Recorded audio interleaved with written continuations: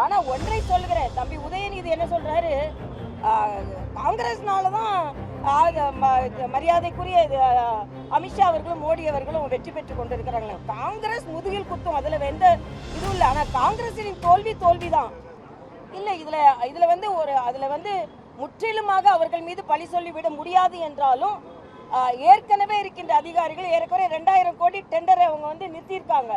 இதுல பல அதிகாரிகளுக்கு பங்கு இருக்கலாம். ஆக அதிகாரிகள் இந்த மின்தடை ஏற்படுவதற்கும் இதற்கு முந்தைய அமைச்சர்கள் மீது கூட அவர்கள் மிக இணக்கமாக பழகியதற்கும் காரணங்கள் இருக்கலாம். ஆனா அதை மட்டுமே நம்ம காரணமாக சொல்லிவிட முடியாது. அதற்கான தீவிர நடவடிக்கை எடுக்கணும். ஏன்னா இன்னைக்கு பாத்தீங்கன்னா எல்லாரும் ஒருத்தர் குறை சொல்வது அதிகமாயிருக்கு. இன்னைக்கு காங்கிரஸ் என்ன சொல்றாங்கன்னா, எங்களோட வெற்றியில திமுக பங்கு இல்ல, திமுக செஞ்ச குற்றத்திற்கும் எங்களுக்கு பங்கு இல்லை அப்படின்னு சொல்றாங்க. ஆக இவங்க எம்எல்ஏ எடுத்துக்கிட்டாங்க, எம்பி வெற்றி பெற்றுட்டாங்க, அப்புறம் திமுக செய்த குற்றங்களில் எங்களுக்கு பங்கு இல்லைன்னு எப்படி சொல்ல முடியும்? அதே இது காங்கிரஸ் முதுகில் குத்தி விட்டது என்று திமுக சொல்கிறது. காங்கிரஸ் முதுகில குத்துற பழக்கம் காங்கிரஸ் இருக்கு. அதனால முதலமைச்சர் விஜய் அவர்களும் எச்சரிக்கையாக இருக்க வேண்டும். திமுக முதுகில குத்துன காங்கிரஸ் முதலமைச்சர் விஜய் முதுகலையும் குத்துவதற்கு எந்த விதத்திலும் தயக்கம் காண்பிக்க மாட்டார்கள். ஏனென்றால் காங்கிரசின் சரித்திரம் அப்படி.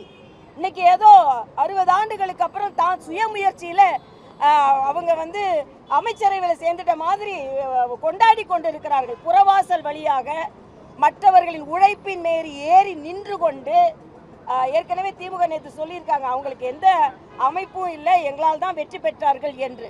அதனால காங்கிரஸிடம் இந்த ஆட்சி, அதே மாதிரி கம்யூனிஸ்டுகளிடம். இன்னொன்று, விடுதலை சிறுத்தைகள் அண்ணன் திருமாவளவன் என்ன சொல்றாரு, நாங்க இன்னும் அந்த கூட்டணியில தான் இருக்கோம், ஆனா இந்த அமைச்சரவையில் இருக்கோம். அப்பனா அமைச்சரவையில் சேர்ந்துருக்க கூடாது. அமைச்சரவையில் சேர்றதுல எனக்கு விருப்பம் இல்லை, ஆனாலும் நான் சேருவேன், ஆனா நான் அந்த கூட்டணியில இருப்பேன் அப்படின்னா எதைத்தான் மக்களுக்கு சொல்ல வருகிறீர்கள்? ஒரு நிச்சயமற்ற தன்மை.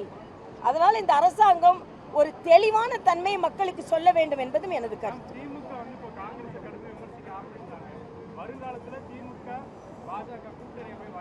இல்ல, அது மாதிரி நான் உடனே யூகங்களுக்கெல்லாம் நான் பதில் சொல்ல விரும்பல.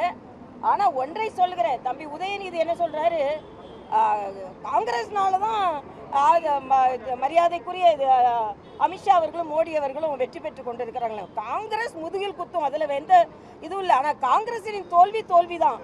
வெற்றி பெறுவது மரியாதைக்குரிய பாரத பிரதமர், மரியாதைக்குரிய உள்துறை அமைச்சர் கடுமையான உழைப்பினால்தான். அதனால இன்று திமுக ஒன்றை புரிந்து கொள்ள வேண்டும். நீங்க வந்து 20 வருடமா தோளில் தூக்கி சுமந்த காங்கிரஸ், இன்னும் சொல்ல போனா பார்லிமெண்ட்ல காங்கிரசிற்காகவே பாஜகவை கடுமையாக எதிர்த்தார்கள், கண்மூடித்தனமாக எதிர்த்தார்கள். அது இப்ப தவறு என்பதை திமுக உணர்ந்திருக்கும். அதனாலதான் தனியா சீட்டு கேட்கிறாங்க. கூட சீட்டு உட்கார்ந்திருந்தா அவங்களோட இயலாமை ஒத்திக்கொள்ளும் என்பதற்காக. அதனால முதலில் திமுக தனது தவறை உணர வேண்டும். காங்கிரஸ் தவறை திருத்தி கொள்ளாது. அதனால் காங்கிரசிடம் இந்த ஆட்சி எச்சரிக்கையாக இருக்க வேண்டும். அதே நேரம் முன்னாள் முதலமைச்சர் மு க ஸ்டாலின் என்ன சொல்றாங்கன்னா, இந்த ஆட்சி 5 ஆண்டு காலம் தொடராது, எப்போ வேணாலும் கவலைக்கூடிய சூழல் இருக்கும். 2 பேருடைய கருத்துக்களும் ஒரே மாதிரியான ஓட்டதான. அதாவது ஒரு ஆட்சி இப்பதான் வந்திருக்குது, அதனால ஆட்சியை வந்து நம்ம செயலாற்ற விடணும். உடனே வந்து கவுந்துரும் அப்படின்னு ஒரு நிச்சயற்ற தன்மை உடனே சொல்வது சரியில்லை. இன்னும் கொஞ்ச நாள் அவங்க எப்படி ஆட்சி செய்கிறார்கள் என்பதை பார்க்கணும்.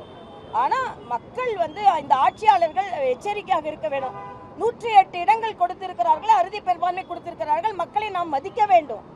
அதனால பொதுவா மக்களோட ஆதரவு இல்லைன்னு சொல்ல முடியாது. ஆனா மக்களின் முழு ஆதரவு இல்லை அப்படின்னா 150 160 தாண்டி இருக்க வேண்டும்.